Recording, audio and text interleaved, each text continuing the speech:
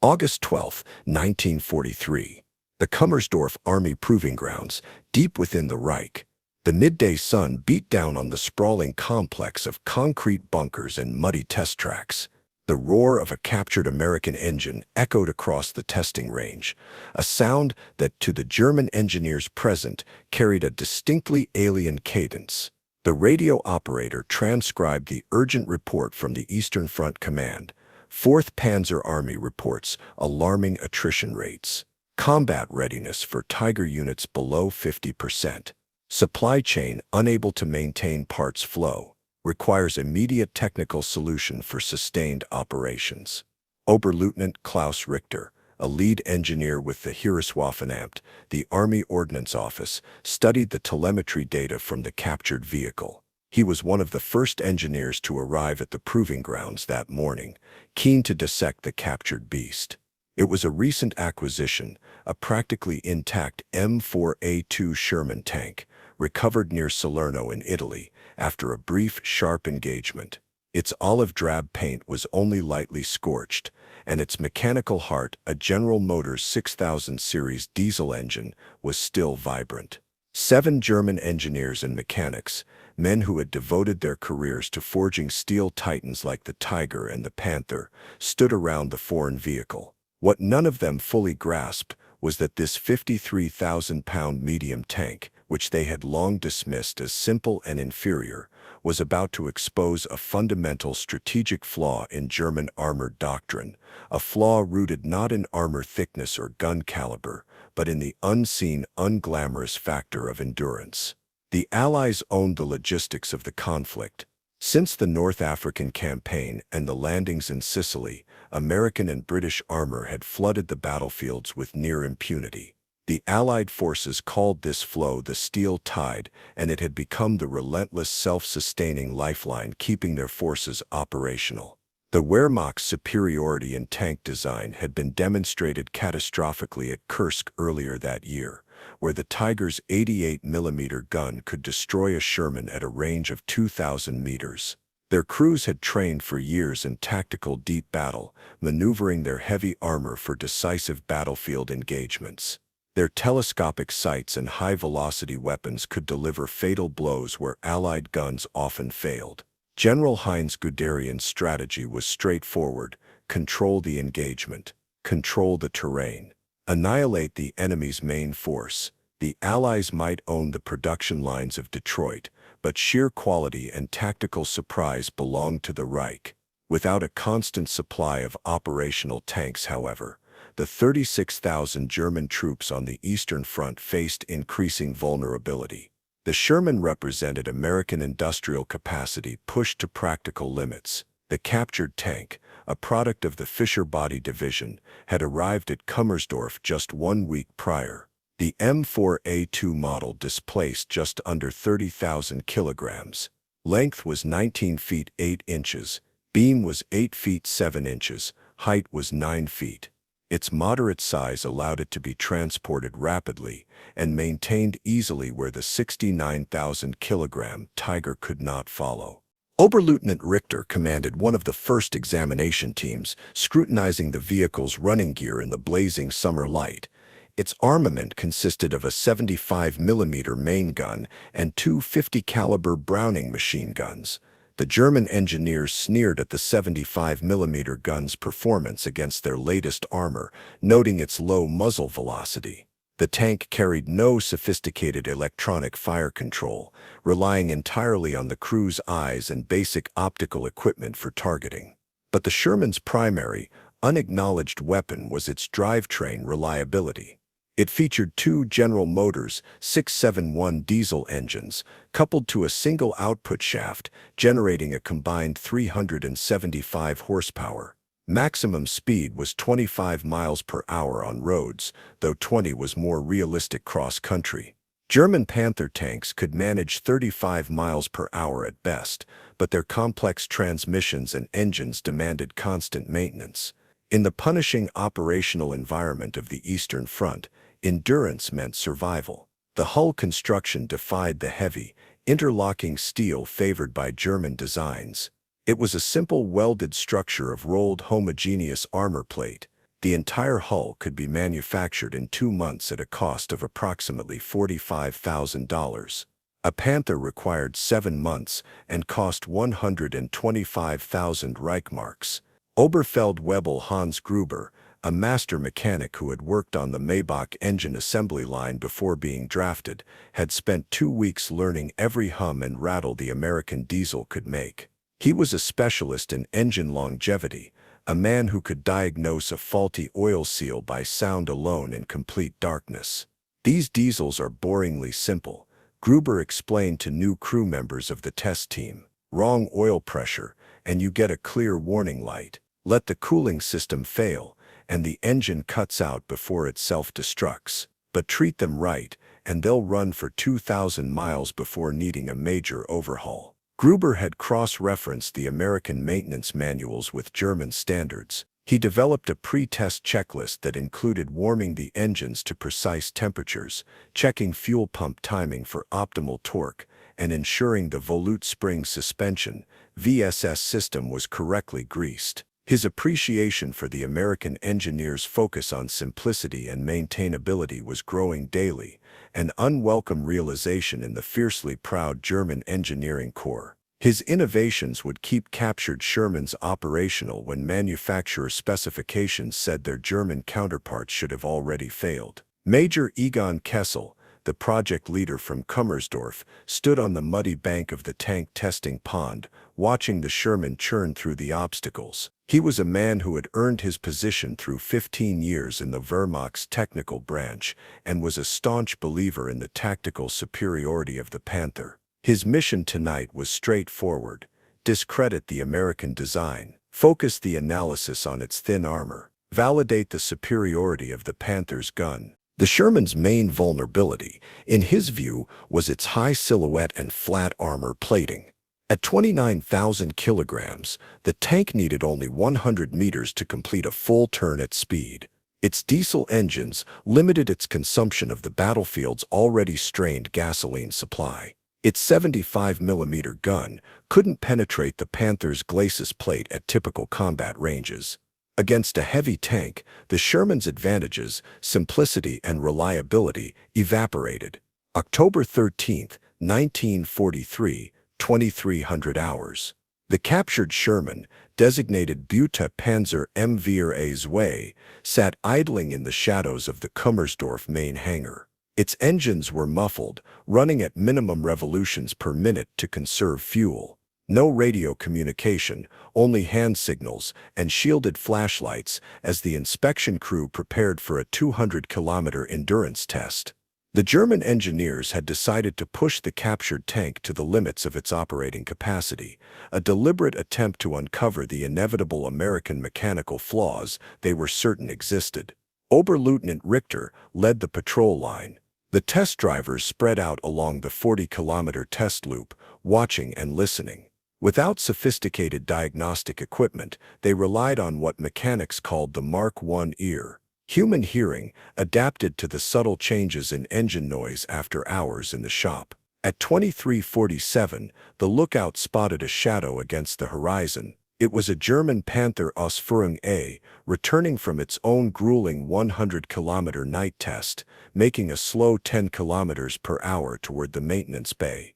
The Panther's engine was coughing, its suspension visibly sagging under the tremendous strain of its excessive weight. The standard German test doctrine called for immediately comparing the two vehicles' operational status. With only one captured Sherman and the inherent complexity of the Panther, Richter chose a comparative run. Both tanks would start from the same point, run the 40-kilometre loop, and repeat it for 5 cycles, a total of 200 kilometers under continuous night operation. The Sherman led the approach, engines throttled to 1,500 revolutions per minute until reaching the first major incline. Then Richter pushed the throttles forward. The tank leaped to 22 miles per hour, closing rapidly on the maintenance bay. The Panther started its run, its complex, heavily stressed Maybach engine revving high and loud. At the 60-kilometre mark, the Panther crew reported a catastrophic drive shaft failure. Its complicated 70-to-1 final drive ratio,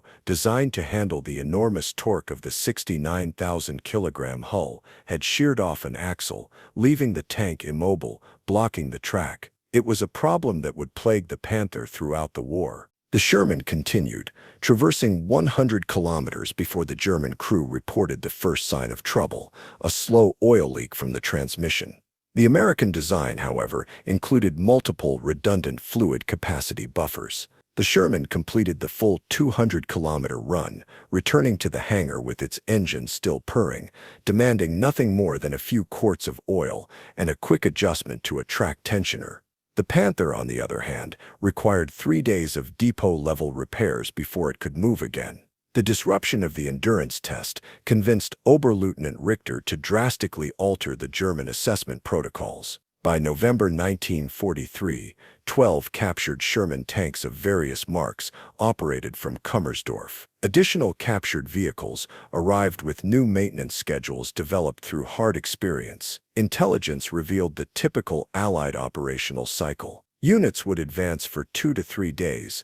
Tanks would require a maximum of 1/2 day of maintenance before returning to the line. 4 to 8 Allied tanks could be operational within 4 hours. The route was predictable: rapid transport by rail or sea, quick deployment, and continuous operation. Major Kessel developed new tactical doctrine based on early encounters. German tanks, while superior in a single engagement, would operate in sections of 3. One tank would engage the enemy, while the others stood by in reserve, preparing to cover the inevitable mechanical breakdown of the lead vehicle. When the heavy armor failed, which happened at least 50% of the time in prolonged action, the secondary vehicles would tow the primary tank to safety. Following the devastating reports from the Eastern Front, where German forces were defeated more often by engine failure than enemy fire, the Sherman's reliability became an element in the broader German re-evaluation effort. While they couldn't match the Tiger's gun, the constant operational availability of the Sherman forced German commanders to maintain larger, more complex field maintenance units. The captured Shermans,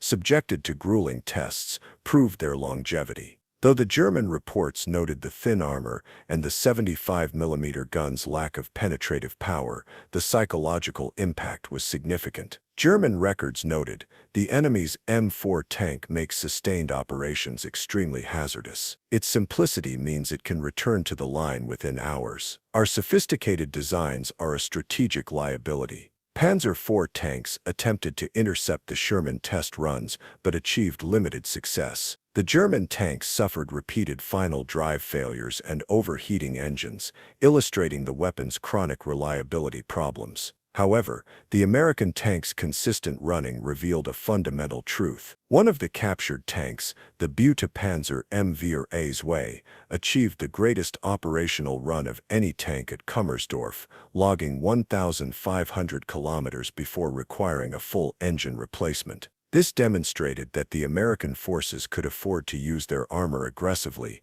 knowing it would almost certainly make it back to the maintenance depot. Generaloberst Alfred Jodl, chief of the operations staff of the Armed Forces High Command, personally reviewed the next German armor doctrine. His flagship design, the new Tiger II, was equipped with the latest fire control systems and 88mm gun. 10 additional Panther tanks accompanied him on a demonstration run. 6 were assigned to cover the Tiger II's flanks. At 23:15, a section of 3 captured Shermans, running the endurance course, detected the German formation near the main depot. Jodl had anticipated the comparison, positioning the Tiger II as the center of the formation while the Panthers moved into flanking positions. This was the tactic they had refined over 18 months of battlefield frustration. Concentrate firepower, exploit range advantage, negate mechanical risk. At 23:23, the Tiger II's commander reported a transmission grinding noise from approximately 500 meters. The latest Panther model suffered chronic transmission issues due to poor hardening of the gears and an engine that was overstressed for its designed output. The noise quickly escalated into a complete seizure, damaging the Tiger II's main gearbox and reducing its speed to 0. Oil from ruptured transmission lines caught fire, illuminating the massive tank for hundreds of meters. General Jodl, observing from a nearby bunker, was forced to acknowledge the failure.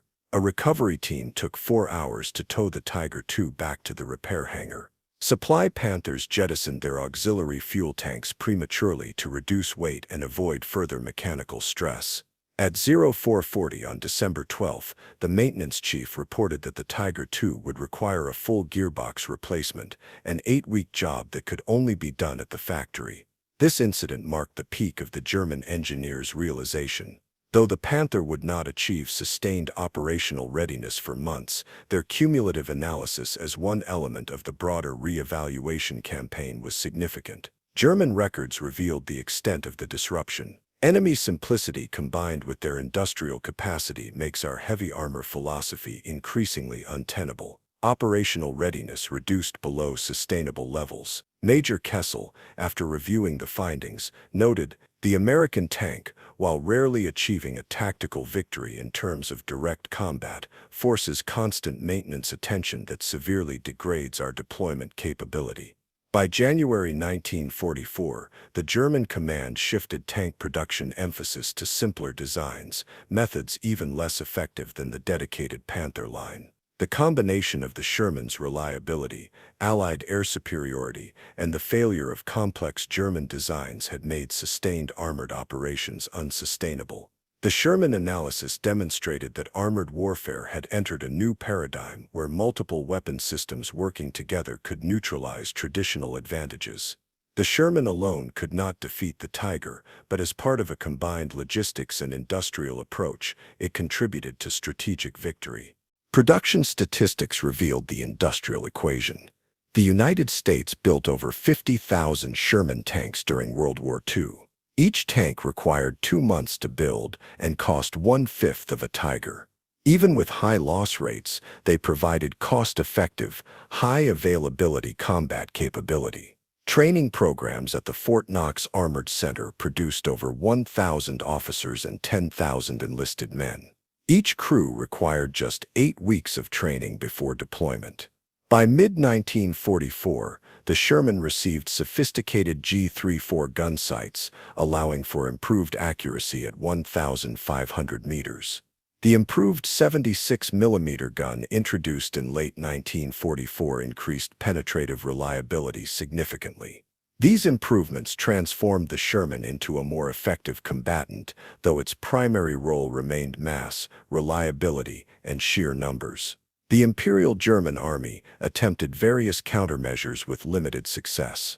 Dedicated maintenance teams swept ahead of tank formations, but this divided their limited logistical forces. Factory teams dropped in to perform field repairs, but this also revealed the extent of the mechanical failure. The shift to simplified production proved insufficient. New designs could not be fielded quickly enough to counter the relentless Allied tide. Mathematical defeat was inevitable. The development of field modifications for the Panther and Tiger, simplifying the final drive and cooling systems, represented an adaptation to the proven reliability of the Sherman. These slower, more reliable versions became the primary focus for German engineers from 1944 onward, where the German factories achieved their greatest success against their own logistical constraints. The captured Sherman service attracted volunteers seeking to understand the enemy. Average age was 25 years. Many had never worked on a diesel engine before training. They learned maintenance, driving, and troubleshooting through intensive preparation and harsh experience. Living conditions were basic, tools were often makeshift, spare parts were scavenged from wrecks. Combat stress was intense with all mechanics exposed during recovery operations. Yet morale remained professional. The German engineers knew they were performing an elite evaluation, taking extraordinary risks to understand the enemy's silent weapon. Simplicity. They developed a grudging unit cohesion that transcended doctrine. The captured M-four A-two represented both the technical simplicity and the industrial scale of the American war machine. On November 3, 1943, during a simulated combat exercise, the Sherman was required to tow a disabled Panzer IV across a muddy field. The Sherman's effortless performance in the recovery operation became an anecdote frequently shared among the engineers. Though the incident highlighted the difference in weight, the recovery was seamless, occurring in darkness when the Panzer IV had failed its own test. All 4 crew members of the Panzer IV survived, with the Sherman's reliable engine and superior torque saving the day. The Sherman evaluation revolutionized German understanding of armored logistics and asymmetrical warfare. While the Sherman sank relatively few major German warships, 0, and destroyed few heavy tanks, the evaluation's value exceeded its direct combat achievements. Post-war analysis revealed the Sherman's primary contribution was forcing German forces to adopt increasingly inefficient, overly cautious tactical methods. The progression from aggressive deep-strike warfare to static defensive engagements represented a technical victory through attrition of operational readiness. Modern main battle tanks evolved from the Sherman concept: simple, reliable, mass-produced vehicles using firepower and endurance to engage larger opponents. The emphasis shifted from thick frontal armor to survivability and maintainability, but the fundamental principle remained unchanged. In the workshops of Kummersdorf, the 53,000-pound American tank had proven that integrated industrial power could overcome traditional tactical superiority. The Sherman alone could not defeat the Panther, but combined with superior logistics, air power, and endless production, it contributed to cumulative attrition that proved decisive. The German army entered the war confident in the supremacy of technical quality and sophisticated engineering. They had not anticipated that American forces would employ multiple interdependent systems, each individually effective but collectively overwhelming. Major Kessel, who survived the war and later contributed to post-war German rearmament, wrote, "The Sherman taught us that modern war requires adaptation to unconventional truths. It rarely broke down and it never let us rest."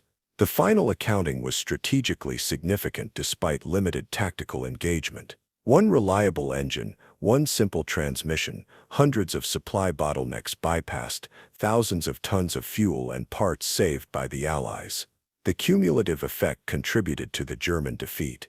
In the archives of the Heereswaffenamt, where so many complex schematics lay on dusty shelves, the M-four A-two test report rests in a leather folder, the only foreign tank that definitively forced a fundamental design shift in the German war machine.